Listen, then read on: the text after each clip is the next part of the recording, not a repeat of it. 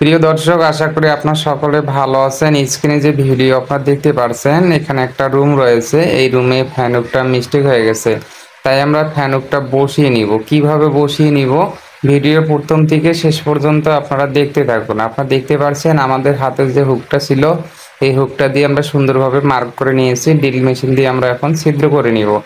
আর আপনারা যখন ছিদ্র করবেন অবশ্যই লুজ করা যাবে না, মাপ অনুযায়ী ছিদ্রটা করে নেবেন।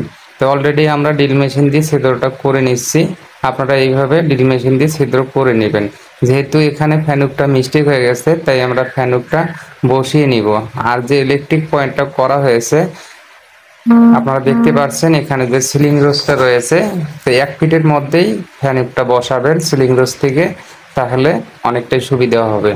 আর যখন আপনারা ফ্যানুকটার মাপটা নেবেন, রুমের জানালা থেকে 5.5 ফিটের মধ্যেই মাপটা নিয়ে ফ্যানুকটা বসিয়ে নেবেন। এতে করে ফ্যানুকটা সুন্দরভাবে মিডল অনুযায়ী বসে যাবে। আপনারা দেখতে পাচ্ছেন অলরেডি আমরা হুকটা প্রবেশ করলাম 2টি ছিদ্রের মধ্যে। তো আপনারা এইভাবে 2টি ছিদ্রের মধ্যে প্রবেশ করবেন, সেই সাথে হ্যামার দিয়ে বাড়ি দিবেন। বাড়ি দিলে এখানে 2টা ওয়াশার রয়েছে, ওয়াশার 2টা ভিতরে প্রবেশ করবে। যখন ভিতরে প্রবেশ করবে অবশ্যই স্যালারাস বা ডালি দিয়ে টাইট দেবে। টাইট দিলে গেলে আপনাদের যে হুকটা আছে, এই হুকটা সুন্দরভাবে বসে যাবে। আপনারা দেখতে পাচ্ছেন অলরেডি আমরা হ্যামার দিয়ে বাড়ি দিতেছি, যেহেতু আমরা ভেতরের দিকে প্রবেশ করব। আর সেই সাথে যখন আপনারা টাইট করবেন অবশ্যই ভালো করে টাইট করতে হবে, তা না হলে ওয়াশার 2টা বসে যাবে না। তাই আমরা সুন্দরভাবে স্যালারাস দিয়ে টাইট করে নিব। আপনারা দেখতে পাচ্ছেন অলরেডি আমরা হুকটা বসিয়ে নিয়েছি, এখন আমরা স্যালারাস দিয়ে টাইট দিচ্ছি।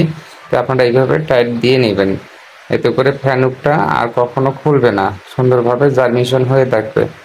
ভিডিওটা যদি আপনাদের ভালো লাগে অবশ্যই লাইক, কমেন্ট, শেয়ার, সাবস্ক্রাইব করে সাথেই থাকবেন এইরকম ভিডিও পাওয়ার জন্য। আপনারা দেখতে পাচ্ছেন আমাদের ফ্যান হুক বসা শেষের দিকে। আশা করি আপনারা সকলেই ভালো থাকবেন। আল্লাহ হাফেজ।